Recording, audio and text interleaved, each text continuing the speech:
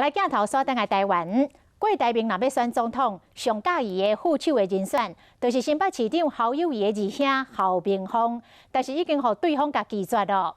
有议员来批评，讲这个郭台铭专门提甲王金平的合作，这王金平根本就无存在的必要。专门提一听就是哈哈大笑，讲大家拢在出招。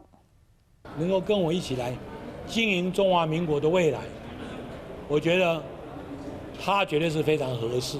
郭台铭向独立参选的第一步好亲像无啥顺利，原本邀请副手人选，也就是新北市长侯友宜的二兄侯明峰已经拒绝了。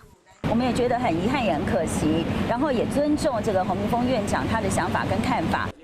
郭台铭的选战布局，敢会阁登去郭国王革命呢？听到议员批评王金平根本是假，官文第一讲。有时候都希望我自己笨一点，你知道？有时候看这个，哇，大家在地下帮你看得上，这些出招啥意思？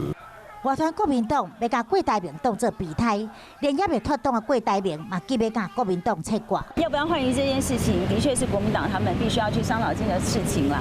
郭台铭先生的态度从一开始都说，他对于这件事情绝对没有任何的期待。